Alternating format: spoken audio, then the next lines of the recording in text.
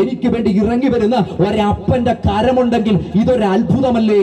എനിക്ക് വിരോധമായി എഴുതി വെച്ച കൈയെഴുത്തുകളെ ക്രൂശിച്ചൊരിഞ്ഞ രക്തത്താൽ അവിടുന്ന് മായ്ച്ചു കളഞ്ഞ് എനിക്ക് വിരോധമായിരുന്ന സകലത്തെയും അവിടുന്ന് തകർത്തെറിഞ്ഞ് ഇന്ന് രാത്രി എനിക്ക് ജയം തന്നെങ്കിൽ അത്ഭുതപ്പെടുത്തുന്ന ദൈവദാനത്തിന് ഇന്ന് രാത്രി എത്ര പേർക്ക് നന്ദി പറയാൻ കഴിയുന്നുണ്ട്? യേശു എന്ന അത്ഭുത ദാനം എന്നെ മക്കളാക്കി തീർത്ത യാദാനം. ഹല്ലേലൂയ. അപ്പൊ ഈ ദാനത്തിന്റെ ഏറ്റവും വലിയ പ്രത്യേകത ഇത് അത്ഭുതപ്പെടുത്തുന്ന ദാനമാണ്. അടുത്തൊരു പ്രത്യേകത പറയാം. ഈ ദാനത്തിന്റെ ഏറ്റവും വലിയ പ്രത്യേകത ഇത് താഴ്മയുടെ ദാനത്തിൽ നമുക്ക് കിട്ടിയ ദാനമാണ്. താഴ്മയുടെ ദാനത്തിൽ നമുക്ക് കിട്ടിയ ദാനം. ലോകത്തിലെ ഏറ്റവും അധികം താഴ്മ എന്തെന്ന് പഠിപ്പിക്കുന്ന ഒരു ദാനമുണ്ടേ, അത് കാണാൻ പറ്റുന്നത് ക്രിസ്തുവിലാണ്. ഇന്ന് രാത്രി ഞാൻ ഇവിടെ കണ്ടു, കസേരകളൊക്കെ പലയിടത്തും എടുത്തുകൊണ്ട് പോകുമായിരുന്നു. മിക്കയിടത്തും പലയിടത്തും കാണുന്ന ഒരു കാര്യമുണ്ട്, ഈ ഫ്രണ്ടിലെ കസേര ഇവിടെ ഉണ്ടായിരുന്നു, ഫ്രണ്ടിലെ കസേര വെറുതെ കിടക്കും. ഒറ്റയാൾ ഫ്രണ്ടിലെ കസേര കയറി ഇരിക്കത്തില്ല.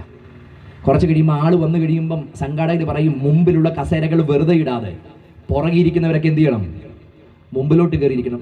ഒറ്റയാൾ ചലിക്കത്തില്ല.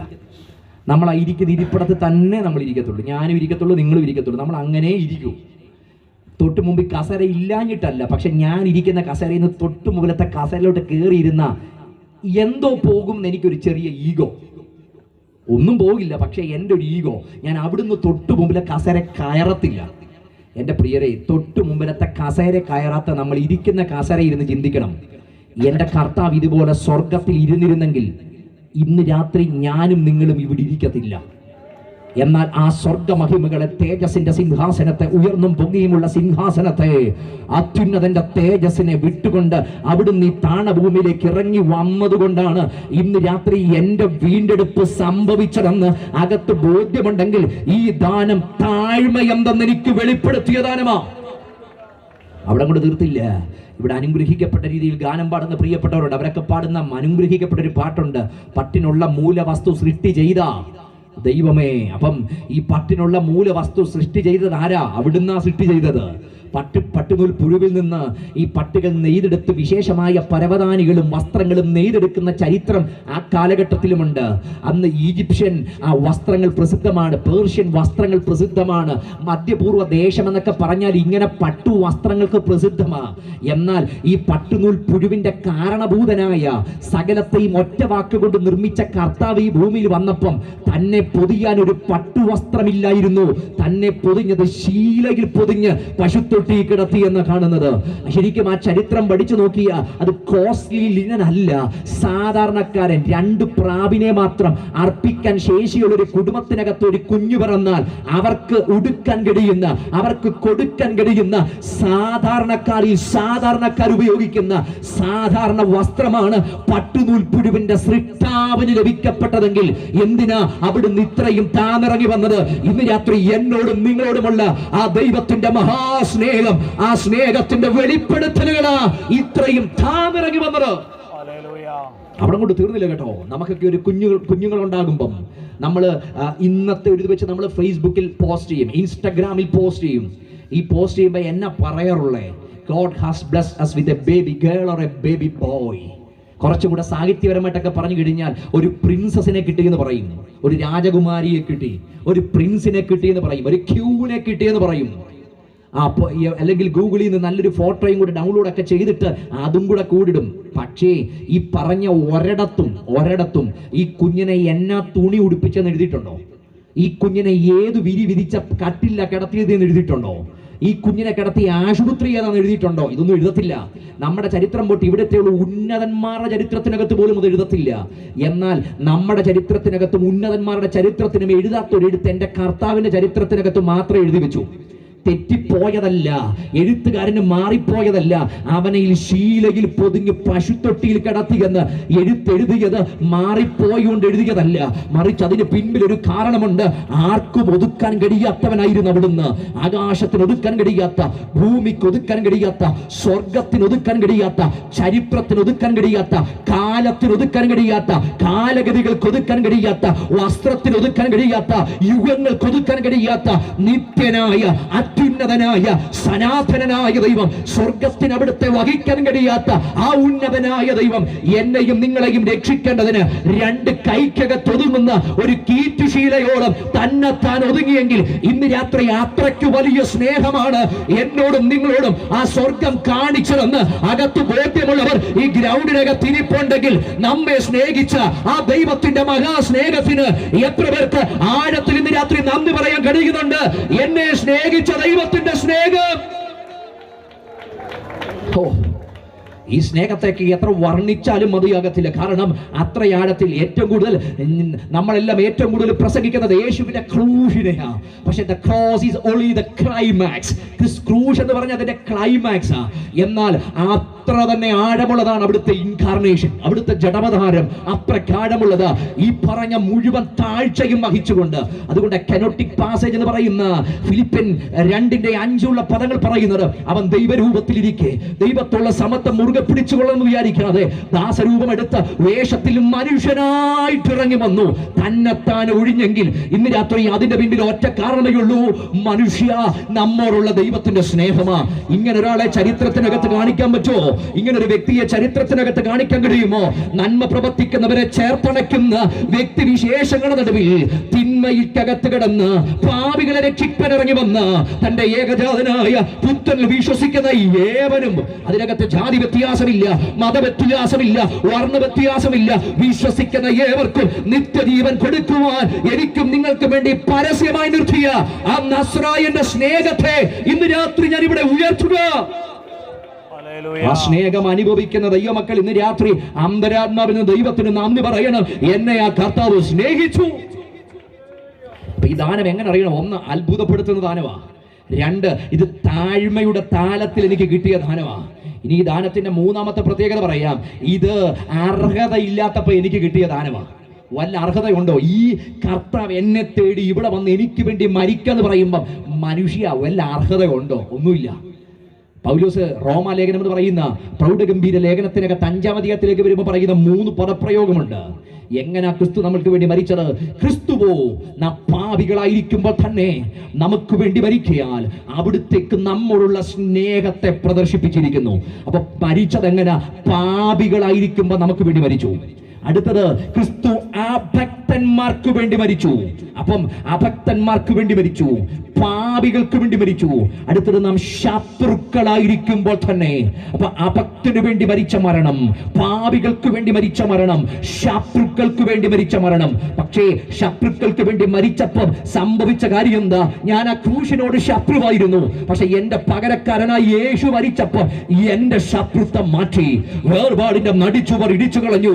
ഇനിമേൽ ഞാൻ അന്യനല്ല.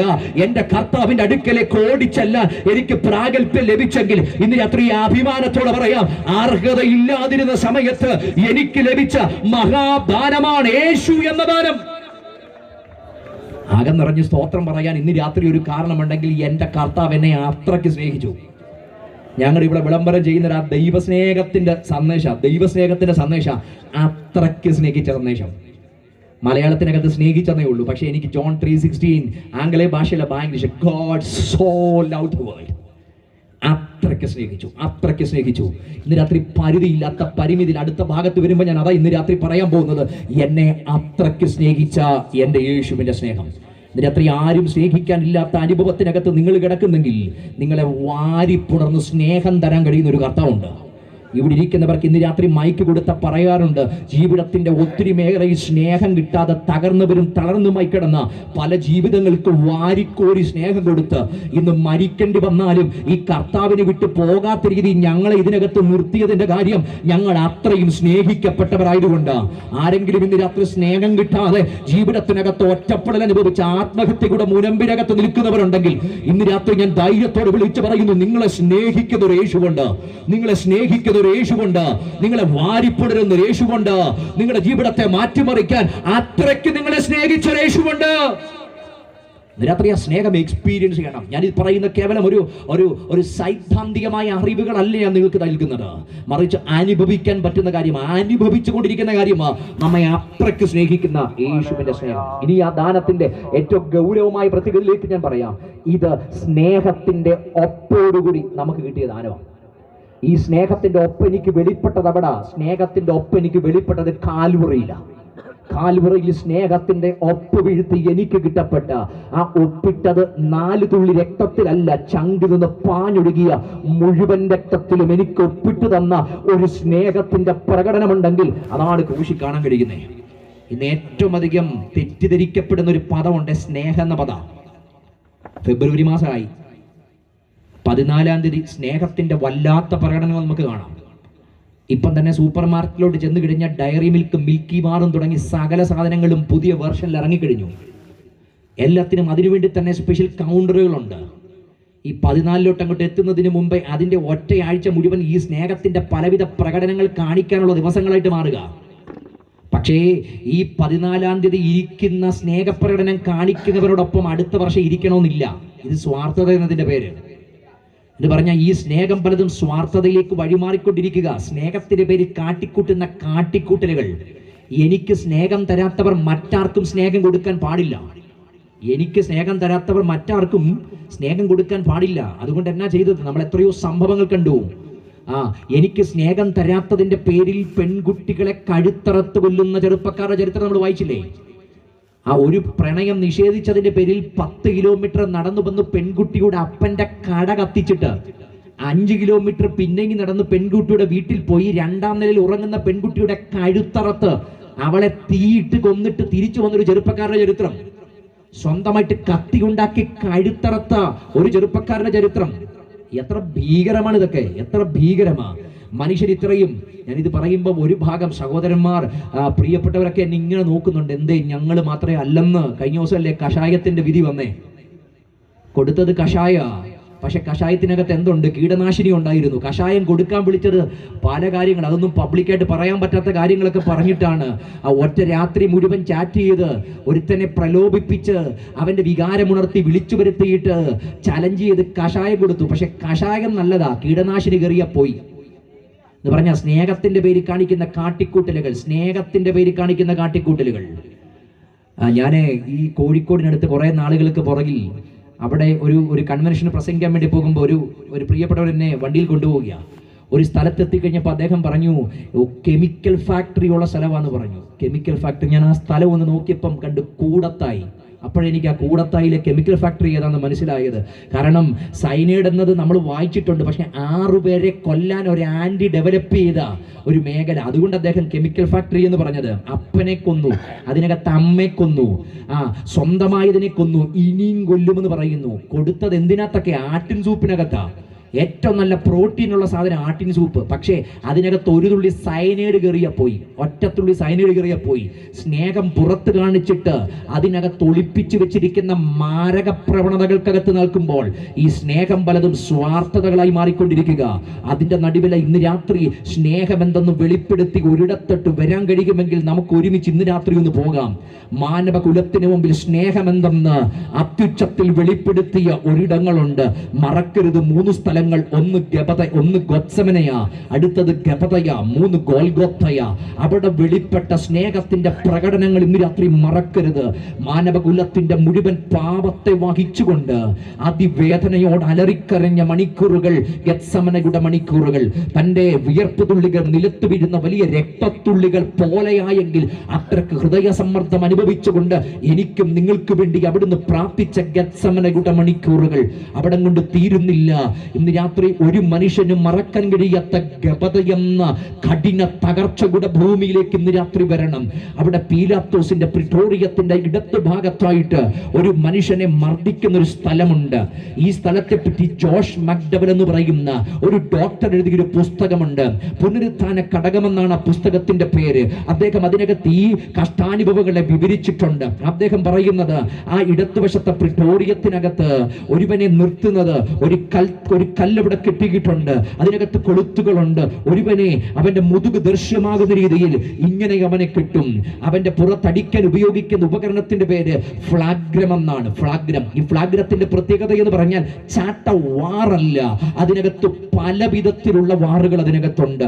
ഒറ്റ വയറെന്നൊരു ഉദ്ദേശമല്ല അതിനകത്തുള്ളത്, പല വയറുകൾ ചേർത്ത് ചുന്നിയാണ് അത്. ഇതിന്റെ അറ്റം 4ഉം 5ഉമായിട്ടാണ് വിഭജിച്ചിരിക്കുന്നത്. ഓരോന്നിന്റെയും അറ്റത്ത് ഒരു മനുഷ്യന്റെ ശരീരത്തിൽ ഏറ്റവും അധികം ഹാനിയേൽപ്പിക്കാൻ കഴിയുന്ന ഈയക്കട്ടകൾ അതിൻ്റെ അടിയിൽ കെട്ടിവെച്ചിട്ടുണ്ട്.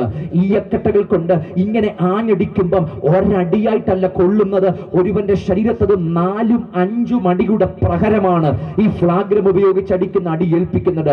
4 അടി ദൂരത്തു നിന്നായിരിക്കും ഒരു മനുഷ്യൻ അവിടെ കടിക്കുന്നത്. അത്രയ്ക്ക് നീളമുള്ള വാറാണത്. അത് ചിലപ്പോൾ അടിക്കുമ്പോൾ പുറത്ത് മാത്രമല്ല, അതിന്റെ ഹേമം വയറുപോലും ഏൽക്കുന്ന രീതിയിൽ അത്രയ്ക്ക് ക്രൂരമാണ് ഇതിന്റെ അടികൾ. ഈ അടി ഒരുവന്റെ ദേഹത്തേക്ക് വന്നു പതിക്കുമ്പോൾ ജോഷ് എഴുതി വെച്ചിരിക്കുന്ന ഒരു ഭാഗമുണ്ട്, 3 അടി കഴിയുമ്പോൾ തന്നെ അവന്റെ ത്വക്ക് തകരും, അവന്റെ ത്വക്ക് തകരും. അടി 5 മുകളിൽ പോകുമ്പോൾ തന്നെ അവന്റെ രക്തധമനികൾ തകരും, ഞരമ്പ് പൊട്ടും, ഞരമ്പ് പൊട്ടും.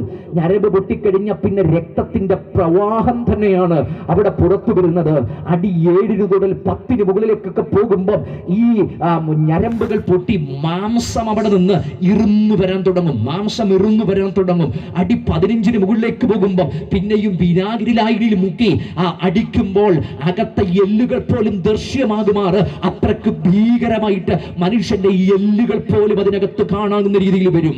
അവിടെ കൊണ്ട് ചിലരുടെയൊക്കെ അടി 30 മുകളിലേക്ക് പോകുമ്പോൾ വയറ് തകർക്കും. കാരണം ഇതിന് അടി വയറ്റത്തുമേൽക്കുമ്പോൾ വയറ് തകരും, അകത്തെ കുടൽമാലകൾ പോലും ദൃശ്യമാകുന്ന അത്ര ഭീകരമാണ് ഈ ഫ്ലാഗ്രം കൊണ്ടുള്ള അടി. എന്നാൽ ഇത് മുഴുവൻ സഹിച്ചാണ് ഒരു 33.5 വയസ്സുകാരൻ അവിടെ നിന്നത്. ആർക്കു വേണ്ടിയാ? ഇന്ന് രാത്രി എനിക്കും നിങ്ങൾക്കും വേണ്ടി അവിടുന്ന് വെളിപ്പെടുത്തിയ സ്നേഹത്തിന്റെ അത്യുഗ്രഭാവമാണത്. എന്നാൽ അവിടം കൊണ്ട് തീർന്നില്ല.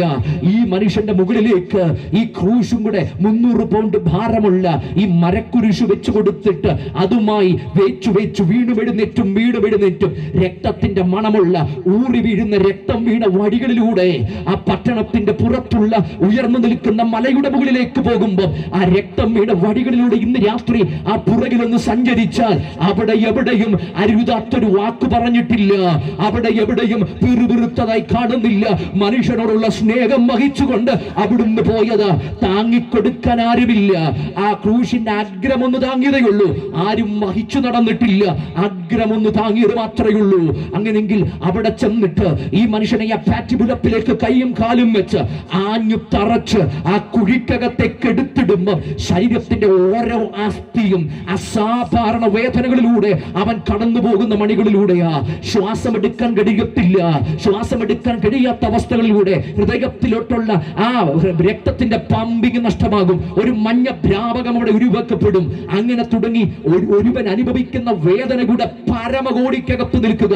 പക്ഷെ ഇങ്ങനെ ആ ക്രൂശി കിടക്കുമ്പോഴും ആ വായിന്ന് പുറപ്പെട്ട ആദ്യത്തെ പദമെന്തെന്ന് ഇന്ന് രാത്രി ദേശം കേൾക്കണം. അത് പിറുപിറുപ്പിന്റെ പദമല്ല, അത് ക്രൂരതയുടെ മുഖമല്ല, അത് പരിഹാസത്തിന്റെ പദമല്ല. പിതാവേ, ഇവർ ചെയ്യുന്നത് എന്തെന്ന് അറിയാകിയാൽ ഇവരോട് ക്ഷമിക്കണമേ. ഇന്ന് രാത്രി ഇതല്ലയോ സഹോദരങ്ങളെ സ്നേഹമെന്ന് പറയുന്നത്? സ്വാർത്ഥതയുടെ മുഖമുദ്രയുള്ള ലോകത്തിന് നടുവിൽ ഇന്ന് രാത്രി ചങ്ക് നിന്ന് പാഞ്ഞൊഴുകുന്ന ആ പുണ്യാഹ രക്തത്താൽ മാനവകുലത്തെ സ്നേഹിച്ച ഒരു മഹാസ്നേഹം, എന്നെയും നിങ്ങളെയും സ്നേഹിച്ച ഒരു മഹാസ്നേഹം എന്റെ യേശു എനിക്ക് വേണ്ടി തകർക്കപ്പെട്ടു. അതുകൊണ്ട് യശയാവ് പ്രാവചനികമായിട്ട് എഴുതി വെച്ചത്, അവിടുത്തേക്ക് രൂപഗുണമില്ല, കോമളത്വമില്ല, കണ്ടാൽ ആഗ്രഹിത്തക്ക സൗന്ദര്യമില്ല. അവിടുന്ന് മനുഷ്യരാ നിന്ദിക്കപ്പെട്ടും ത്യജിക്കപ്പെട്ടു വരുന്നു. അവിടുത്തെ തകർത്തുകളയാൻ പിതാവിന് ഇഷ്ടം തോന്നി. ഇന്ന് രാത്രി ഞാനും നിങ്ങളും വഹിക്കേണ്ട ക്രൂശാത്, നമ്മൾ വഹിക്കേണ്ട മരണമാത്, നമ്മൾ തകർക്കപ്പെടേണ്ട ഇടമാ. പക്ഷേ നമ്മുടെ മരണം വഹിച്ചുകൊണ്ട് അവിടുന്ന് ക്രൂശിൽ കയറിയതുകൊണ്ട് ഇന്ന് രാത്രി നമുക്ക് ലഭിച്ചതിന്റെ പേര് ആ ദൈവിക രക്ഷയാണെങ്കിൽ, എന്നെ സ്നേഹിച്ച ആ ദൈവ സ്നേഹത്തിന് എത്ര പേർക്ക് ഇന്ന് രാത്രി സ്തോത്രം ചെയ്യാൻ കഴിയുന്നുണ്ട്? എനിക്ക് വേണ്ടി തകർക്കപ്പെട്ട യേശു ക്രിസ്തു മുഖാന്തരം. രാത്രി എന്റെ പ്രിയരെ, ജീവിതത്തിനകത്ത് ആശയറ്റവരുണ്ടെങ്കിൽ ഈ കാൽവരി ക്രൂശ് നിങ്ങൾക്ക് നൽകുന്ന ഒരു പ്രത്യാശയുണ്ട്. ഇത്രയും തകർക്കപ്പെട്ട എന്റെ കർത്താവിന് നിങ്ങളുടെ മുഴുവൻ വേദനകളും അറിയാൻ കഴിയും. അതുകൊണ്ടാണ് എബ്രായ ലേഖനം 4-ാം അധ്യായം 15-ാമത്തെ വാക്യത്തിൽ എഴുതി വെച്ചത്, നമുക്കുള്ള മഹാപുരോഹിതൻ നമ്മുടെ ബലഹീനതകളിൽ സകലാപം കാണിപ്പാൻ കഴിയാത്തവനല്ല, പാപമൊഴികെ സകലത്തിലും നമുക്ക് തുല്യനായി പരീക്ഷിക്കപ്പെട്ടവനത്രേ നമുക്കുള്ളത്. ഇതിന് അത്രയും ആഴത്തിൽ മുറിവേറ്റവരാണെങ്കിൽ, ഹൃദയം തകർന്നവരാണെങ്കിൽ, പാപം നിങ്ങളെ കീഴടക്കിയവരാണെങ്കിൽ, വല്ലാത്ത കുറ്റബോധത്തിനകത്ത് ജീവിക്കുന്നവരാണെങ്കിൽ, ആ കാൽവറിയിൽ ജീവൻ വെച്ച് തന്ന കണ്ടാൽ ആളല്ല എന്ന് തോന്നുമാറ് വിരൂപനായി പുറമെല്ലാം ഉടവുചാല് പോലെ കീറപ്പെട്ട് എനിക്ക് വേണ്ടി രക്തമൂറ്റി തന്ന എന്റെ കർത്താവിന് ഇന്ന് രാത്രി നിങ്ങളെ മനസ്സിലാക്കാൻ കഴിയും, നിങ്ങളുടെ വേദനകൾക്കകത്ത് ഇടപെടാൻ കഴിയുമെന്ന് ഇന്ന് രാത്രി വിശ്വസിക്കുന്നവരുണ്ടെങ്കിൽ ആ ക്രൂശിന്റെ മുഖത്തേക്ക് ഇന്ന് രാത്രി കരങ്ങൾ സ്വർഗത്തേക്ക് ഉയർത്തി പ്രാർത്ഥിച്ചു തുടങ്ങിയ ഇന്ന് രാത്രി കാൽവരി ക്രൂശ് മുഖാന്തരം നൽകുന്ന സ്വാതന്ത്ര്യം കൈമാറപ്പെടും. ഓ, ഇത്രമേൽ എന്നെ സ്നേഹിച്ച ദൈവത്തിന്റെ മഹാസ്നേഹം. അതുകൊണ്ട് പാട്ടുകാരൻ പാടുന്നത്, ഇത്ര സ്നേഹം, ഇത്ര സ്നേഹം, ഇത്ര സ്നേഹം വരുവാൻ മനുഷ്യരിൽ എന്തു നന്മ കണ്ടു നീ രക്ഷക. എന്തു നന്മ കണ്ടിട്ടാ അവിടുന്ന് നമുക്ക് വേണ്ടി രക്തം ഊറ്റി തന്നു. ഇതാണ് സ്നേഹം. ഈ സ്നേഹം ആവേശം മൂത്ത് കഴിയുമ്പം കൈയൊരൽപ്പം മുറിച്ചിട്ട് അതിനകത്തുനിന്ന് 4 തുള്ളി രക്തം എടുത്തിട്ട് പേന കൊണ്ട് ഐ ലവ് യു എന്ന് എഴുതി കൊടുക്കുന്ന 4 വാക്കിനകത്തല്ല സ്നേഹം. ചങ്കിലൻ മുഴുവൻ ചോരയും ഊറ്റിത്തന്ന് എന്നെയും നിങ്ങളെ നോക്കി സ്വർഗം വിളിച്ചെന്നത്, son and daughter I love you. ഇതാ സ്നേഹം, ഇതാ സ്നേഹം. രാത്രി ഞങ്ങൾ വിളിച്ചു പറയുന്ന സ്നേഹം അത് തന്നെ. I love you, my lord loves all of you. നമ്മെ സ്നേഹിക്കുന്ന ദൈവത്തിനൊരു സ്നേഹമുണ്ട്, നമ്മെ ആഴമായി സ്നേഹിക്കുന്ന ഒരു സ്നേഹം. ഇന്ന് രാത്രി മനസ്സ് തുറന്നത് അനുഭവിക്കാൻ കഴിയണമെങ്കിൽ ഇന്ന് രാത്രി പ്രാർത്ഥിച്ചു തുടങ്ങണം, കർത്താവേ എനിക്ക് ആഴത്തിലെ സ്നേഹമൊന്ന് അറിയണം, ആഴത്തിലെ സ്നേഹമൊന്ന് അനുഭവിക്കണം. എൻ്റെ ഒറ്റപ്പെടലിനകത്ത് ഇറങ്ങി വന്ന് എന്നെ തേടി വരുന്ന സ്നേഹത്തിന്റെ ആഴത്തിലെ അനുഭവങ്ങൾ ഇന്ന് രാത്രി എനിക്ക് വേണ്ടി ഒന്ന് വെളിപ്പെടണമെന്ന് ഈ രാത്രി പ്രാർത്ഥിച്ചു തുടങ്ങണം. നമ്മെ സ്നേഹിച്ച ദൈവത്തിന്റെ സ്നേഹം. ഞാൻ ഇന്ന് രാത്രി അവസാനിപ്പിക്കുമ്പം ഏറ്റവും അധികം ഗൗരവമായിട്ട് ഇന്ന് രാത്രി പറയാനുള്ള കാര്യം, ഈ ദാനത്തിന്റെ ഏറ്റവും വലിയ പ്രത്യേകത എന്നറിയോ? ഇത് സ്നേഹം കാണിച്ച ദാനം മാത്രമല്ല, ഇതെനിക്ക് ജയം തന്ന ദാനമാണ്. ഇതെനിക്ക് ജയം തന്ന ദാനമാണ്. ഈ കാൽവറിയെ ഞാൻ ഇന്ന് രാത്രി വർണ്ണിക്കുമ്പം അതൊരു മഹാമരണമാണ്. പക്ഷേ ആ കാൽവറി തന്നെയാണ് ഞങ്ങളുടെ വിജയത്തിന്റെ ഇടം, ഞങ്ങളുടെ വിജയത്തിന്റെ ഇടം. കാരണം എല്ലാ മരണങ്ങൾക്കൊപ്പം ഒരു മരണമായിരുന്നെങ്കിൽ ഇന്ന് രാത്രി ആ മരണത്തെ പ്രസംഗിക്കാൻ ഈ 34 വയസ്സുകാരൻ ഇവിടെ നിൽക്കത്തില്ല. എന്നാൽ ഉലകത്തിനകത്ത് ഒത്തിരി പേരുടെ മരണം കാണാത്തൊരു പ്രത്യേക അനുഭവങ്ങൾ ഈ മരണത്തിന് അപ്പുറത്തുണ്ട്. അത് എൻ്റെ കർത്താവ് മരണത്തെ തോൽപ്പിച്ചുകൊണ്ട് ഉയർത്തെഴുന്നേറ്റു.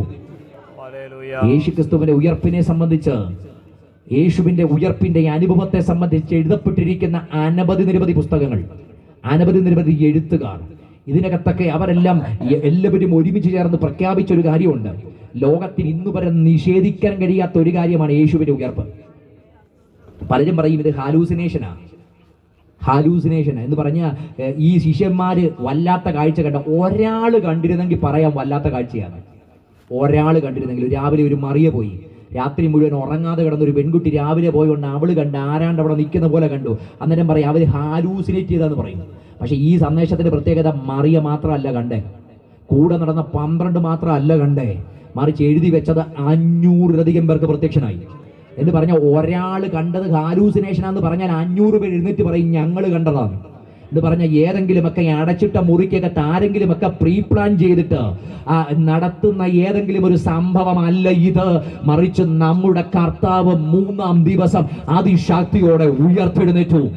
ഉലക മഹാന്മാരുടെ കല്ലറകൾ അവനിയുടെ 4 ഭാഗത്തും അടഞ്ഞു കിടക്കുമ്പോൾ ഇന്ന് രാത്രി അഭിമാനത്തോടെ ഉയർത്താൻ പറ്റുന്നുണ്ട്.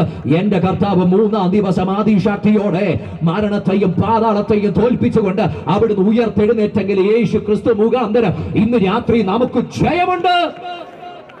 അപ്പൊ ഈ യേശുവിന്റെ ദാനത്തിന്റെ പ്രത്യേകത എന്താ? ഇത് നമുക്ക് ജയം തരുന്ന ദാനമാണ്. ഇനി ആ ജയം 1, 2, 3 പറയാം. നമുക്ക് തരുന്ന ഏറ്റവും വലിയ ജയത്തിന്റെ പ്രത്യേകത, നമുക്ക് വിരോധമായിട്ട് എഴുതി വെച്ച കൈയെഴുത്തുകളെ മായ്ച്ചു കളഞ്ഞു. എന്താ? അന്യരെന്നായിരുന്നു നമുക്ക് വിരോധമായിട്ട് എഴുതി വെച്ച കൈയെഴുത്തുകൾ.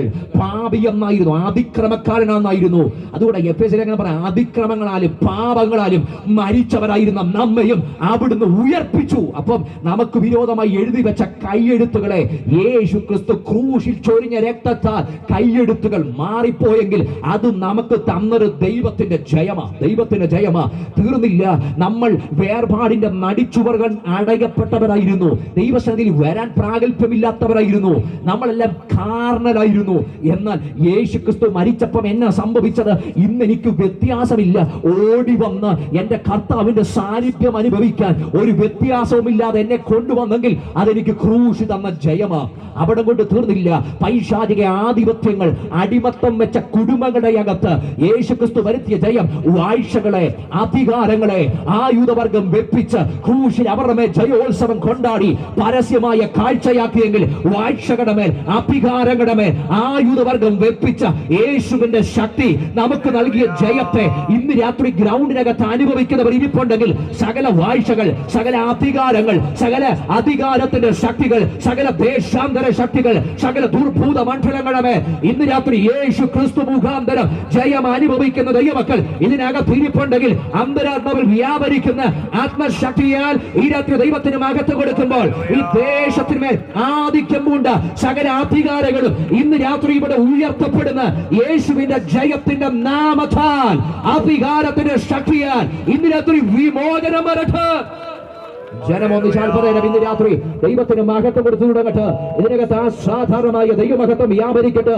കാൽവരി ക്രൂശിന്റെ അസാധാരണ ജയം ഇന്ന് രാത്രി സംഭവിക്കട്ടെ. കുടുംബങ്ങൾ വിടുവിക്കപ്പെടട്ടെ, ദേശങ്ങൾ വിടുവിക്കപ്പെടട്ടെ, അന്ധകാര പൈശാചിക മേഖലകൾ ഇന്ന് രാത്രി തകർന്നു മാറട്ടെ, മന്ത്രവാദ കോട്ടകൾ ഇന്ന് രാത്രി ഉടഞ്ഞു മാറട്ടെ. പൈശാചിക പേരോട്ടങ്ങളുടെ മേൽ കാൽവരി ജയമെടുത്ത് യേശുവിന്റെ ജയത്തിന്റെ അസാധാരണ ശക്തി ഈ രാത്രി ഇവിടെ വെളിപ്പെട്ടു വരട്ടെ. ജനമൊന്നിച്ച് ആത്മാവിന് രാത്രി ദൈവത്തിന് മഹത്വം കൊടുത്തു തുടങ്ങുമ്പോൾ ദൈവിക ജയത്തിന്റെ വലിയ വ്യാപാരം, ദൈവിക ജയത്തിന്റെ അസാധാരണമായ വ്യാപാരം ഇന്ന് രാത്രി ഇതിനകത്ത് വ്യാപരിക്കട്ടെ. യേശു ക്രിസ്തു മുഖാന്തരമുള്ള ജയം.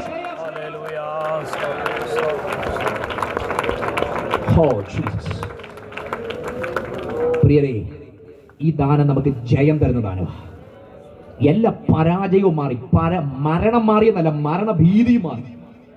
അതുകൊണ്ട് യേശുക്രിസ്തുവിന്റെ മരണത്തിന്റെ പ്രത്യേകത, അവിടുന്ന് മരിച്ചതുകൊണ്ട് മരണഭീതിയിലായിരുന്നവരെ എന്ത് ചെയ്തു എന്ന് പറഞ്ഞാൽ മരണം മാറിയത് മാത്രമല്ല, മരണഭീതിയും മാറി. ഇന്ന് നമുക്ക് മരണത്തെയും പേടിയില്ല, മരണഭീതിയുമില്ല. കാരണം യേശുക്രിസ്തു മുഖാന്തരം നമുക്ക് ജയം തന്നിട്ടുണ്ട്. മരണങ്ങളുടെ മേൽ, വാഴ്ചകളുടെ മേൽ, പാപാസക്തികളുടെ മേൽ, ജഡാസക്തികളുടെ മേൽ, തിന്മകളുടെ മേൽ, തേരോട്ടങ്ങളുടെ മേൽ, ഇതിന് മുഴുവൻ യേശുക്രിസ്തു മുഖാന്തരം നമുക്ക് ജയമുണ്ട്. അവിടെ കൊണ്ട് തീർന്നില്ല. പാപത്തിന്റെ ജഡപ്രവണതകളുടെ ജയമുണ്ട്. ഇന്നലെ തോൽപ്പിച്ച വിഷയത്തെ, ആ തോൽപ്പിച്ച സമൂഹത്തിനകത്ത് ഇന്ന് നമ്മൾ ജയിക്കുന്നുണ്ട്. അല്ല, ഈ സമൂഹത്തിനകത്തൊക്കെ തട്ട് പൊളിച്ച് നടന്ന് നാട്ടില് തലവേദനകളെ നടന്ന ഒത്തിരി പേര് ഇന്ന് നല്ല മനുഷ്യരായിട്ട് ഈ നാട്ടിൽ തന്നെ ജീവിക്കുന്നില്ലേ? ഇവർക്ക് വന്ന മാറ്റം എവിടാ? സമൂഹം ഒന്നും മാറിയിട്ടില്ല. പഴയ ബിവറേജ് അടച്ചിട്ടില്ല. ബിവറേജ് ഇപ്പോഴും അവിടെ ഉണ്ട്, ഷാപ്പ് ഇപ്പോഴും അവിടെ ഉണ്ട്, ലഹരികളുടെ കേന്ദ്രങ്ങൾ ഇപ്പോഴും അവിടെ ഉണ്ട്, തിന്മയ്ക്കുള്ള മുഴുവൻ സാധ്യത ഇപ്പോഴും അവിടെ ഉണ്ട്. പക്ഷെ പണ്ട് കയറിയതുപോലെ ഇന്ന് അവർ കയറത്തില്ല. കാരണം അവരെ തോൽപ്പിച്ച ഇടത്ത് ഇന്ന് അവരെ അതിനെ തിരിച്ചു തോൽപ്പിക്കുക. കാരണം അകത്ത് വന്നൊരു ജയമുണ്ട്. യേശുക്രിസ്തുവിന്റെ ജയം ഇന്ന് രാത്രി വ്യാപരിക്കുമ്പോൾ ഏതൊക്കെ മേഖലകളോട് തോറ്റോ, നിങ്ങൾക്ക് ജയിക്കാൻ കഴിയാത്ത മുഴുവൻ മേഖലകളെയും നിങ്ങൾക്ക് വേണ്ടി ജയം നേടിത്തരുന്ന ഒരു യേശുവിന്റെ ശക്തിയുണ്ട്. പാലക്കാട് പട്ടണത്തിന്റെ ഹൃദയഭാഗത്ത് ചില വർഷങ്ങൾക്ക് പുറകിൽ ഞാനൊരു കവല പ്രസംഗം നടത്തിക്കൊണ്ടിരിക്കുന്നു. ഒരു ചെറുപ്പക്കാരൻ മുഷിഞ്ഞ വസ്ത്രം ധരിച്ചുകൊണ്ട് എന്നെ കേൾക്കുന്നുണ്ട്. ഏതാണ്ട് രാവിലെ ഒരു 11:30 മണി കഴിഞ്ഞ സമയത്താണ്. കത്തി ജ്വലിക്കുന്ന ചൂടാ. ഇതിനുശേഷം ഈ മനുഷ്യന്റെ അടുക്കൽ വന്നു. തന്റെ വീട് തൃശ്ശൂരിനടുത്ത് പോട്ട എന്ന് പറയുന്ന സ്ഥലത്താണ്, ധ്യാന കേന്ദ്രത്തിന്റെ അടുത്താണ്. വീട്ടിൽ നിന്ന് ഇറങ്ങി വന്നിട്ട് 4 മാസമായി. മുഷിഞ്ഞ വസ്ത്രം ധരിച്ചിരിക്കുന്നത്. താൻ പറഞ്ഞൊരു പദമുണ്ട്, എനിക്ക് നല്ലൊരു വസ്ത്രം കഴിഞ്ഞ ദിവസങ്ങളായിട്ട് ആരും വാങ്ങിച്ചു തന്നിട്ടില്ല. പക്ഷെ എല്ലാ ദിവസവും ബിവറേജിന്റെ വാതിൽക്കൽ പോയി നിന്നാ മതി, കുപ്പി തന്നെ വരും എന്ന് പറഞ്ഞാൽ വസ്ത്രം വാങ്ങിച്ചു കൊടുക്കുന്നില്ലെങ്കിലും കുപ്പി കൃത്യമായിട്ട് വാങ്ങിച്ചു കൊടുക്കാൻ ആൾക്കാരുണ്ട്. കൃത്യമായിട്ട് 5 പൈസ ഈ മനുഷ്യന്റെ കയ്യിലില്ല. പക്ഷെ ഒറ്റ ദിവസം കുപ്പിക്ക് ഒരു പഞ്ഞവും ഇല്ല. എല്ലാ ദിവസവും കുപ്പി കിട്ടുന്നുണ്ട്. കഴിഞ്ഞ ദിവസം രാത്രി 12 വരെ കുടിച്ചിട്ട് കിടന്നുറങ്ങിയതാ. രാവിലെ 11:30 മണിക്ക് നേരെ ഓടുന്നത് ബിവറേജിന്റെ വാതിക്കലോട്ടാണ്. വാതിക്കലോട്ട് ഓടുന്ന സമയത്ത് അവിടെ നിന്ന് നിന്നതാ, ഈ സന്ദേശം ഒന്ന് കേട്ടതാ. അത് കഴിഞ്ഞിട്ട് വന്ന് ചോദിച്ചൊരു ചോദ്യമുണ്ട്. 3 പെൺമക്കൾ എനിക്കുണ്ട്. 12 വർഷമായിട്ട് ഈ കുടി തുടങ്ങിയിട്ട് 12 വർഷമായി. കുടുംബത്തോട് ഒരു ഉത്തരവാദിത്വം ഇല്ല. ഈ 3 പെൺകുട്ടികളുടെ ചരിത്രത്തോട് ഒരു ഉത്തരവാദിത്വം ഇല്ല. എന്നെ രക്ഷിക്കാൻ കഴിയുമോ? ഞങ്ങൾ പറഞ്ഞൊരു മറുപടി ഉണ്ട്, ഞങ്ങൾക്ക് കഴിയത്തില്ല. പക്ഷെ ഞങ്ങൾ പ്രസംഗിക്കുന്ന യേശുവിന് കഴിയും. ഞങ്ങൾ പ്രസംഗിക്കുന്ന യേശുവിന് കഴിയും. ആ പാലക്കാട് പട്ടണത്തിന്റെ ഹൃദയഭാഗത്ത് നട്ടുച്ച നേരത്തും മുട്ടുമടക്കി ഈ മനുഷ്യൻ അലറിക്കറിയാൻ തുടങ്ങി. ഞങ്ങൾ ആ മനുഷ്യന്റെ തലയിൽ കൈവച്ച് ഇദ്ദേഹത്തിന് വേണ്ടി പ്രാർത്ഥിച്ചു. ആ മനുഷ്യൻ സന്തോഷത്തോടെ തനിക്ക് വേണ്ടുന്ന മുഴുവൻ കാര്യങ്ങൾ ചെയ്ത് വസ്ത്രം വാങ്ങിച്ചു കൊടുത്ത് തന്റെ നാട്ടിലേക്ക് പറഞ്ഞു വിട്ടു. അടുത്ത ദിവസം ഈ മനുഷ്യൻ ഞങ്ങളെ വിളിച്ചിട്ട് പറഞ്ഞൊരു പദമുണ്ട്, ഈ കഴിഞ്ഞ 4 മാസത്തിനകത്തല്ല, അങ്ങ് പുറകിൽ 12 വർഷത്തിനകത്ത് ഞാൻ മദ്യം കുടിക്കാതെ ഉറങ്ങിയൊരു രാത്രി ഉണ്ടെങ്കിൽ അത് കഴിഞ്ഞ രാത്രിയാണ്. മദ്യം കുടിക്കാതെ ഉറങ്ങി രാത്രി കൊണ്ട് കഴിഞ്ഞ രാത്രി 2 ആഴ്ചയ്ക്ക് ശേഷം പിന്നെയും വിളിച്ചു, പറഞ്ഞു ഈ കഴിഞ്ഞ 2 ആഴ്ചയായിട്ട് ഇന്നു വരെ ഞാൻ മദ്യം ഉപയോഗിച്ചിട്ടില്ല, എൻ്റെ കുടുംബത്തോടൊപ്പം നല്ല ജീവിതം നയിക്കുന്നുണ്ട്. 2 ആഴ്ച പോയിട്ട് ഇപ്പം വർഷം 3-3.5 ഇന്ന് വരെ ആ മനുഷ്യൻ മദ്യം ഉപയോഗിച്ചിട്ടില്ല. അവിടെ നല്ലൊരു ആത്മീക കൂട്ടായ്മയിൽ ഈ മനുഷ്യൻ ദൈവത്തെ ആരാധിക്കുന്നുണ്ട്. ഞാൻ പറഞ്ഞത് 12 വർഷത്തെ അടിമത്തത്തെ എവിടെ താൻ തോറ്റുപോയോ, എവിടെ താൻ തകർന്നു പോയോ, ആ തകർന്നു പോയ ഇടത്ത് അതിന്മേൽ ജയമെടുക്കാൻ തനിക്ക് അകത്ത് കൃപ നൽകിയ ഒരൊറ്റ ശക്തി ഉണ്ടെങ്കിൽ അത് യേശു ക്രിസ്തുവിന്റെ ജയത്തിന്റെ ശക്തിയാണെങ്കിൽ, ഇന്ന് രാത്രി അടിമപ്പെടുത്തിയ അടിമത്തത്തിന്റെ ശക്തികളെ തകർത്തെറിയാൻ കഴിയുന്ന യേശുവിന്റെ ജയത്തിന്റെ ശക്തി ഈ ഗ്രൗണ്ടിനകത്ത് വ്യാപരിക്കുമ്പോൾ, അടിമത്തം പ്രബലപ്പെട്ടെടുത്ത് കൃപ ലഭിച്ച ദൈവമക്കൾ ഇന്ന് രാത്രി ആദരം തുറന്ന് പ്രൊക്ലെയിം ചെയ്ത് തുടങ്ങുമ്പോൾ ആധിപത്യത്തിന്റെ ശക്തികൾ ഇന്ന് രാത്രി തകർന്നു മാറട്ടെ, ആധിപത്യങ്ങൾ ഇന്ന് രാത്രി തകർന്നു മാറട്ടെ, ഈ ദേശത്ത് ഗ്രസിക്കുന്ന ലഹരികളുടെ ശക്തികൾ അഴിഞ്ഞു മാറട്ടെ, കുടുംബങ്ങളെ ഗ്രഹിക്കുന്ന അതുപോലെ തലമുറകളുടെ മേൽ ഗ്രസിച്ചിരിക്കുന്ന ലഹരികളുടെ ശക്തികൾ അഴിഞ്ഞു മാറട്ടെ. സിന്തറ്റിക് ലഹരികൾ, MDMA തുടങ്ങിയ ലഹരികൾ, അതിന്റെ പിന്നിൽ വ്യാപരിക്കുന്ന പൈശാചികരങ്ങൾ ഇന്ന് രാത്രി അറുന്നു മാറണം. ആരോഗ്യമുള്ള ചെറുപ്പക്കാരൊക്കെ തകർന്നെറിഞ്ഞു പോവാ. കേരള ഗവൺമെന്റിന്റെ എക്സൈസ് വകുപ്പിന്റെ വിമുക്തി എന്ന് പറഞ്ഞൊരു മിഷൻ ഉണ്ട്, വിമുക്തി മിഷൻ. ഇവരോടൊപ്പം അനേക ദിവസങ്ങൾ ഒരുമിച്ച് സഞ്ചരിക്കാൻ ദൈവം അവസരം തന്നിട്ടുണ്ട്. അന്നേരമൊക്കെ അറിഞ്ഞ 1-2 കാര്യങ്ങളുണ്ട്. കോട്ടയം ജില്ലാ ജയിലിൽ അതിന്റെ CP എൻ്റെ ഒരു സ്നേഹിതനാണ്. അദ്ദേഹം പറഞ്ഞു 18 വയസ്സിനും 25 വയസ്സിനും ഇടയിൽ പ്രായമുള്ള അനവധി ചെറുപ്പക്കാർ അതിനകത്തുണ്ട്. എല്ലാ ദിവസങ്ങളും ഇവർ ഭ്രാന്തന്മാരെ പോലെ ജീവിക്കുന്നവരുണ്ട്, ജീവിതത്തിൽ പെട്ടുപോയ അനുഭവത്തിനകത്ത് നിൽക്കുന്നവരുണ്ട്. ഞാൻ പറഞ്ഞത് പ്രിയരെ, വല്ലാത്ത കഠിനതയിലെ ഇന്ന് സിന്തറ്റിക് ലഹരികൾ വ്യാപരിക്കുന്നത്. പെൺകുട്ടികൾ അതിന്റെ ക്യാരിയേഴ്സായി മാറുക, ആൺകുട്ടികൾ അതിന്റെ ക്യാരിയേഴ്സായി മാറുക. ഈ കഴിഞ്ഞ ദിവസവും ഒരു പത്രദ്വാരം നമ്മൾ വായിച്ചതാണ്, ഈ ലഹരി ഉപയോഗിച്ചു കഴിഞ്ഞാൽ ഒരു 12 മണിക്കൂർ ഉന്മാദാവസ്ഥയാണ്. പക്ഷെ പിന്നീട് ഒരു 48 മണിക്കൂർ തൊട്ട് 72 മണിക്കൂർ വരെ ഉറങ്ങാൻ കഴിയത്തില്ല, കഴിക്കാൻ കഴിയത്തില്ല. വല്ലാത്ത ഭീകരാവസ്ഥക്കകത്ത് കിടക്കുന്നത്. അടുത്ത തലമുറ ഇങ്ങനെയുള്ള അടിമത്തത്തിനകത്ത് പോവുക. ഇന്ന് രാത്രി ഇങ്ങനെയുള്ള സമ്മേളനങ്ങൾ ദേശത്തിന്റെ വിരിമാറിൽ നടത്തുന്നതിന്റെ പ്രധാനപ്പെട്ട ഉദ്ദേശം ഞാൻ പറയാം. ഇവിടെയുള്ള ആത്മീക സമൂഹം ഒരുമിച്ച് പ്രാർത്ഥിക്കുമ്പോൾ ഇങ്ങനെയുള്ള ലഹരികളുടെ അടിവേരുകളെ ദൈവം മറക്കും, അങ്ങനെയുള്ള മാഫിയകളുടെ അടിവേരുകളെ ദൈവം തകർക്കും. അടുത്തൊരു തലമുറ ഇങ്ങനെയുള്ള ലഹരികളുടെ ആധിപത്യത്തിനകത്തുനിന്ന് പുറത്തു വരും. വിശ്വസിക്കുന്നവർ ഇന്ന് രാത്രി അടുത്ത തലമുറകളെ പറ്റി, ദേശത്തെ പറ്റി ഒരു ആത്മഭാരമുണ്ടെങ്കിൽ ഇന്ന് രാത്രി എന്നോടൊപ്പം പ്രാർത്ഥിച്ചു തുടങ്ങണം. ഇങ്ങനെയുള്ള ലഹരികളുടെ അടിമത്തത്തിനകത്തുനിന്ന് തലമുറ വിടുവിക്കപ്പെടണം, തലമുറ വിടുവിക്കപ്പെടണം. അന്ധകാര മണ്ഡലങ്ങൾക്കകത്തുനിന്ന് യേശുവിന്റെ നാമത്തിന്റെ ശക്തി ഇന്ന് രാത്രി ദേശത്തിനകത്ത് വ്യാപരിക്കട്ടെ. നമ്മൾ ഈ ദേശത്തോട് കടപ്പാടുള്ളവരാ. ഇത്രയും ദൈവജനം ഒരുമിച്ച് ചേർന്ന് ഇന്ന് രാത്രി കൃപ ലഭിച്ച ദൈവമക്കൾ ആധരങ്ങൾ തുറന്ന് ഈ ദേശത്തിന് വേണ്ടി പ്രാർത്ഥിക്കുമ്പോൾ ഇതിനകത്ത് ചില അടിമത്തത്തിന്റെ തലങ്ങൾ, ലഹരികളുടെ ആസക്തികൾ, പൈശാചിക കോട്ടകൾ യേശുവിനെ അധികാരമുള്ള നാമത്തിൽ ഇന്ന് രാത്രി തകരുമെന്ന് വിശ്വസിക്കുന്ന കൃപ ലഭിക്കുന്ന ദൈവമക്കൾ ആധരങ്ങൾ തുറന്ന് ആത്മാവിൽ ഇന്ന് രാത്രി പ്രാർത്ഥിച്ചു തുടങ്ങട്ടെ. ഇരുട്ടിന്റെ പദ്ധതികളെ അഴിപ്പാൻ വന്ന്, പിശാചിന്റെ പ്രവൃത്തികളെ അഴിപ്പാൻ ഇറങ്ങി വന്ന് മനുഷ്യപുത്രന്റെ അധികാരത്തിന്റെ കരം ഇന്ന് രാത്രി ദേശത്തിന്മേൽ ജയം കൽപ്പിക്കട്ടെ. 1 നിമിഷങ്ങൾ ആത്മനിർവൃതി പ്രാപിച്ച ദൈവജനങ്ങൾ ഒരുമിച്ച് പ്രാർത്ഥിക്കട്ടെ. നിങ്ങളുടെ ആദരത്തിന് വ്യാപരിക്കുന്ന ദൈവകൃപയുടെ അത്യപൂർവ അനുഭവങ്ങൾ ഇന്ന് രാത്രി ദേശത്തിന്മേൽ ഓപ്പറേറ്റ് ചെയ്തുകൊണ്ട് ധൈര്യത്തോടെ പ്രാർത്ഥിക്കുക. യേശുവിന്റെ നാമത്താലുള്ള ജയം.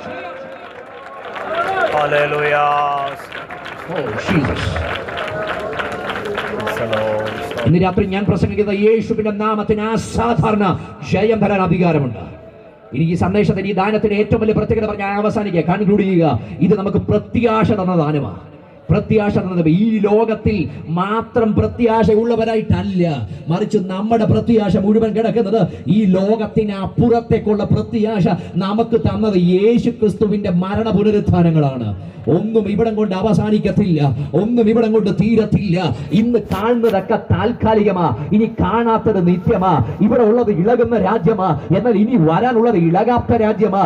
ഇവിടെ ഉള്ളത് നൊടി നേരത്തേക്കുള്ളതാ, എന്നാൽ വരുവാനുള്ളത് നിത്യ തേജസ്സിന്റെ ഖനമാണ്. അതുകൊണ്ട് ഈ നൊടി നേരത്തേക്കുള്ള ലഘുവായ കഷ്ടം അത്യന്തം അനവധിയായി തേജസ്സിന്റെ നിത്യകരം അത് നമുക്ക് ലഭിക്കാൻ ഹേതുവാകുമെന്ന് അകത്ത് ബോധ്യമുള്ളത് കൊണ്ട് നമ്മിൽ വെളിപ്പെടുവാനുള്ള തേജസ് വിചാരിച്ചാൽ ഈ കാലത്തിലെ കഷ്ടങ്ങൾ സാരമില്ലെന്നെണ്ണി ഈ ഭൂമിയിൽ ഓടുവാൻ നമ്മെ പ്രേരിപ്പിക്കുന്ന ഘടകം ക്രിസ്തു നമുക്ക് തന്ന പ്രത്യാശയാണ്. അതുകൊണ്ടാണ് പൗലോസ് തന്നെ കൊരിന്ത്യർക്ക് ലേഖനം എഴുതുമ്പോൾ പറയുന്ന 15-ാം അധ്യായത്തിൽ പറയുന്ന ഒരു കാര്യമുണ്ട്. ക്രിസ്തു നിദ്ര കൊണ്ടവരിൽ ആദ്യ ഫലമായി മരിച്ചവരുടെ ഇടയിൽ നിന്ന് ഉയർത്തിയിരിക്കുന്നു. ആദ്യ ഫലം യഹൂദയ കൺസെപ്റ്റ് അത്. യഹൂദയന്മാരുടെ അവരുടെ ആ പെരുന്നാളിന് മുൻപ് അവരുടെ ആ ഗ്രൗണ്ടിനകത്തു നിന്ന്, അവരുടെ കൃഷിഫലത്തിനകത്തു നിന്ന് ആദ്യ കച്ചി അവർ കൊയ്തെടുത്തുകൊണ്ട് പുരോഹിതനെടുക്കൽ കൊണ്ടുവന്ന് നിരാജനം ചെയ്യും. അങ്ങനെ നിരാജനം ചെയ്തത് ഉയർത്തിപ്പിടിക്കുന്ന സമയത്ത് ആ കച്ച ലോകത്തോട് വിളിച്ചു പറയുന്ന ഒരു കാര്യമുണ്ട്, ഇതിന്റെ പുറകിൽ ഇനി വലിയൊരു കൊയ്ത്ത് നടക്കാനുണ്ട്. അങ്ങനെയെങ്കിൽ ക്രിസ്തുവിന്റെ അതേ കൺസെപ്റ്റ് പറഞ്ഞിട്ട് പറയുന്നു, ക്രിസ്തു നിദ്ര കൊണ്ടവരിൽ ആദ്യപരമായി മരിച്ചവരുടെ ഇടയിൽ നിന്ന് ഉയർത്തെഴുന്നേറ്റിരിക്കുന്നെങ്കിൽ ഇനി കോടാനുകോടി വിശുദ്ധന്മാർ അവരെ കൂടെ 4 കോണിൽ വ്യത്യസ്ത രീതിയിൽ മരിച്ചു വീണത് കർത്താവിന്റെ കാഹളനാദം നിൽക്കുമ്പോൾ കർത്താവ് ഗംഭീരനാദത്തോടും പ്രധാന ദൂതന്റെ ശബ്ദത്തോടും ദൈവത്തിന്റെ കാഹളത്തോടും കൂടെ സ്വർഗത്തിൽ ഇറങ്ങി വരും. ക്രിസ്തുവിൽ മരിച്ചവർ മുമ്പേ ഉയർത്തെഴുന്നേൽക്കും. പിന്നെ ജീവനോട് ശേഷിക്കുന്ന നാം അവരോട് ഒരുമിച്ച് കർത്താവിനെ എതിരേൽപ്പാൻ മേഘങ്ങളിൽ എടുക്കപ്പെടും. ഇന്ന് രാത്രി ഈ പ്രത്യാശ അകത്തുള്ള ദൈവമക്കൾ, എന്റെ ദ്രവത്വമുള്ള, എന്റെ താഴ്ചയുള്ള, എന്റെ പരിമിതമായ ഈ ശരീരത്തെ വിട്ടുകൊണ്ട് അപ്രവത്വത്തിലേക്ക്, തേജസ്സിലേക്ക്, മഹത്വത്തിലേക്ക്, അപരിമിതമായതിലേക്ക് ഞാൻ ഉയർന്നു പൊങ്ങുമെന്ന് അകത്തുറപ്പുള്ളവർ ഇന്ന് രാത്രി ദൈവത്തിന് ധൈര്യത്തോടെ മഹത്വം കൊടുത്തിട്ട് പറ, ഈ താഴ്ചയുള്ളത് മഹത്വമുള്ളതിനെ പുൽകും ഒരു ദിവസമുണ്ട്. യേശുക്രിസ്തുവിന്റെ ദാനത്തിലൂടെ നമുക്ക് ലഭിക്കപ്പെട്ട പ്രത്യാശ. അപ്പോൾ ഈ ദാനം നമുക്ക് ലഭിക്കപ്പെട്ടത് അത്ഭുതപ്പെടുത്തുന്ന ദാനമാണ്. ഇത് താഴ്മയുടെ താളത്തിൽ നമുക്ക് കിട്ടിയ ദാനമാണ്. ഇത് അർഹതയില്ലാത്തപ്പോൾ നമുക്ക് കിട്ടിയ ദാനമാണ്. ഇത് സ്നേഹത്തിന്റെ ഓപ്പോടുകൂടി നമുക്ക് കിട്ടിയ ദാനമാണ്. ഇത് നമുക്ക് ജയം തരുന്ന ദാനമാണ്. ഇത് നമുക്ക് പ്രത്യാശ തരുന്ന ദാനമാണ്. ഈ ദാനത്തെ ആ ശമരിയക്കാരി തിരിച്ചറിഞ്ഞപ്പോൾ ഏറ്റവും അവസാനം അവൾ ചോദിച്ചൊരു ചോദ്യമുണ്ട്, ഞാൻ ഒരു മഷിക വരുന്നു എന്ന് അറിയുന്നുണ്ട്. അപ്പൊ കർത്താവ് പറഞ്ഞു, നിന്നോട് സംസാരിക്കുന്ന ഞാൻ തന്നെയാണ് അവൻ. പിന്നെ എഴുതി വെച്ചത്, വെള്ളം കോരാൻ ഇത്രയും ദൂരം സഞ്ചരിച്ച് വന്നവളാ, പാത്രം മുഴുവൻ അവിടെ വെച്ചിട്ട് അവൾ തിരിഞ്ഞോടി അവൾ പ്രാപിച്ചതിനെ ദേശത്തിന് പങ്കുവെക്കാനിടയായി. ഇന്ന് രാത്രി ഞാൻ ഈ സമൂഹത്തിന് മുമ്പിൽ ഒരു അവസരം നൽകുക. എന്റെ കർത്താവിന് എന്തു ചെയ്യാൻ കഴിയുമെന്ന് ഇന്ന് രാത്രി ഞാൻ പറഞ്ഞു കഴിഞ്ഞു. എന്റെ കർത്താവ് കുടുംബത്തിനകത്ത് എന്തു ചെയ്യുമെന്ന് ഇന്ന് രാത്രി ഞാൻ പറഞ്ഞു കഴിഞ്ഞു. എന്റെ കർത്താവ് ജീവിതത്തിന്മേൽ എങ്ങനെ പ്രവർത്തിക്കുമെന്ന് ഇന്ന് രാത്രി പറഞ്ഞു. രോഗത്തിന്മേൽ ഇന്ന് രാത്രി സൗഖ്യം വരുത്താൻ എന്റെ യേശുവിന് കഴിയും. നിങ്ങളുടെ പാപബന്ധനങ്ങളെ പരിഹരിക്കാൻ ക്രിസ്തുവിന് കഴിയും. യേശുവിന്റെ മരണത്താൽ നിങ്ങൾക്ക് ജയം തരാൻ കഴിയും. ഇന്നത്തെ നിങ്ങളുടെ അടിമത്തങ്ങളും ആസക്തികളും തീർക്കാൻ യേശുവിന് കഴിയും. പക്ഷെ ഇന്ന് രാത്രി ഒരു കാര്യം കൂടെ ചെയ്യണം, നിങ്ങളുടെ ഹൃദയത്തെ ക്രിസ്തുവിന് വേണ്ടി കൊടുക്കാൻ തയ്യാറുണ്ടോ? ഇന്ന് രാത്രി കർത്താവ് എന്തൊക്കെ വന്നാൽ എന്റെ ഹൃദയത്തെ ഇന്ന് രാത്രി ഞാൻ ക്രിസ്തുവിന് വേണ്ടി സമർപ്പിക്കുക. ആ ശമരിക്കാരി സ്ത്രീയുടെ പാപബന്ധനങ്ങളെ വിട്ടിട്ട് അവൾ ഹൃദയത്തെ ക്രിസ്തുവിന് വേണ്ടി കൈമാറി താൻ പ്രാപിച്ച രക്ഷ ഉയർത്തി പറഞ്ഞതുപോലെ ഇന്ന് രാത്രി ഒരവസരം ഞാൻ ഈ ദേശത്തിന് മുമ്പിൽ തരിക. എന്റെ ജീവിതത്തെ ഞാൻ ഒരുപടിയും കൂടെ ഇന്ന് രാത്രി ഞാൻ ക്രിസ്തുവിന് വേണ്ടി സമർപ്പിക്കുകയാണ്. യേശുവിനെ എന്റെ ഹൃദയത്തിൽ രക്ഷിതാവും കർത്താവുമായി സ്വീകരിച്ച് ആന്തരിക നവോത്ഥാനം പ്രാപിച്ചുകൊണ്ട് ഒരു പുതുജീവിതത്തിന് വേണ്ടി ഞാൻ സമർപ്പിക്കുന്നുവെന്ന് ഇന്ന് രാത്രി പറയാൻ നിങ്ങൾക്ക് മനസ്സുണ്ടെങ്കിൽ ഇന്ന് രാത്രി ചരിത്രത്തിനകത്ത് ദൈവം ഇടപെടാൻ പോവാ.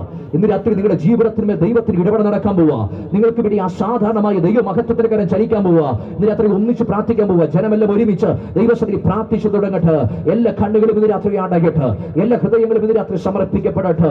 എല്ലാവരും കഴിയുമെങ്കിൽ ഇന്ന് രാത്രി ഒരു നിമിഷം ദൈവസന്നിധിയിൽ ഒന്ന് എഴുന്നേറ്റ് നിൽക്കട്ടെ. നമ്മൾ ഒന്നിച്ച് പ്രാർത്ഥിക്കാൻ പോവാ. ഇന്ന് രാത്രി ജനത്തിന് വേണ്ടി, ദേശത്തിന് വേണ്ടി അത്ഭുത വിടുതലിന്റെ ദൈവകരം ചലിക്കുകയാണ്. ഇന്ന് രാത്രി പ്രാർത്ഥന ആവശ്യമുള്ളവർ, നിങ്ങൾ ഏത് സമൂഹമാകട്ടെ, ഏത് കൂട്ടമാകട്ടെ, ഒരു വിഷയമല്ല. പ്രാർത്ഥിക്കണം. എനിക്ക് വേണ്ടി പ്രാർത്ഥിക്കണം. എന്റെ കുടുംബത്തിന് വേണ്ടി പ്രാർത്ഥിക്കണം. എന്റെ തലമുറകൾക്ക് വേണ്ടി പ്രാർത്ഥിക്കണം. ഞാനാകുന്ന അടിമത്തത്തിനകത്തുനിന്ന് എനിക്കൊന്ന് പുറത്തു വരണം. പ്രാർത്ഥന ആവശ്യമുണ്ടെന്ന് ഇന്ന് രാത്രി ആവശ്യമുള്ളവർ നിങ്ങളുടെ കരങ്ങൾ സ്വർഗത്തേക്ക് ഉയർത്തിപ്പിടിക്കട്ടെ. യേശുവിന്റെ കരം നിങ്ങളെ തൊടും. യേശുവിന്റെ കരം ഇന്ന് രാത്രി നിങ്ങളെ തൊടും. അത്ഭുത യേശുവിന്റെ നാമത്താലുള്ള അത്ഭുത സൗഖ്യങ്ങൾ ഇന്ന് രാത്രി ഇതിനകത്ത് സംഭവിക്കും. യേശുവിന്റെ അധികാരത്തിന്റെ ശക്തിയുടെ വ്യാപാരം ഇന്ന് രാത്രി ഇതിനകത്ത് വെളിപ്പെടും. ആണിപ്പാടുള്ള യേശുവിന്റെ കരത്താൽ ഇന്ന് രാത്രി ജനം വിടുവിക്കപ്പെടുക. യേശുവിന് വേണ്ടി സമർപ്പിക്കുന്ന കരങ്ങൾ, യേശുവിന്റെ അത്ഭുത ഇടപെടലിന് വേണ്ടി ആഗ്രഹിക്കുന്ന കരങ്ങൾ ധൈര്യത്തോടെ ഉയർത്തിപ്പിടിക്കട്ടെ. നമ്മൾ ഒന്നിച്ച് പ്രാർത്ഥിക്കാൻ പോവാ. ഞങ്ങളുടെ പ്രിയ കർത്താവേ, അങ്ങയുടെ പുത്രനായ യേശു ക്രിസ്തുവിൻ അധികാരമുള്ള നാമത്തിൽ ഇന്ന് രാത്രി ജനത്തിനു വേണ്ടി പ്രാർത്ഥിക്കുമ്പോൾ അസാധാരണമായ ദൈവശക്തി ഇതിനകത്ത് വ്യാപരിക്കുന്നതിന് നന്ദി പറയുന്നു. അവരുടെ സിരകളിലേക്ക്, അവരുടെ ശരീരങ്ങളിലേക്ക് ഇന്ന് രാത്രി യേശുവിന്റെ കരം വ്യാപരിച്ച് അസാധാരണമായി ഇടപെടൽ നൽകുന്നതിന് നന്ദി പറയുന്നു. ജനത്തെ ഇന്ന് രാത്രി അനുഗ്രഹിക്കുന്നു. പ്രാർത്ഥന കേട്ട കൃപയ്ക്ക് നന്ദി. യേശു ക്രിസ്തുവിൻ നിസ്തുല്യ നാമത്തിൽ തന്നെ ആമേൻ. ഇന്ന് രാത്രി നമ്മളൊരു പാട്ടിനീടുകൾ ചേർന്ന് പാടി ദൈവത്തിന് മഹത്വം കൊടുക്കാൻ പോവുക. ആർക്കെങ്കിലും പ്രത്യേകമായിട്ട് ഇന്ന് രാത്രി പ്രാർത്ഥന ആവശ്യമുണ്ടെങ്കിൽ നിങ്ങൾക്ക് മുമ്പോട്ട് വരാം. ഞങ്ങൾ തുടർന്നും പ്രാർത്ഥിക്കും. യേശുവിന്റെ കരം നിങ്ങളെ തൊടും. അത്ഭുതകരമായി ദൈവിക ഇടപെടൽ സംഭവിക്കും. ചേർന്ന് പാടി ദൈവത്തിന് മഹത്വം കൊടുക്കാം.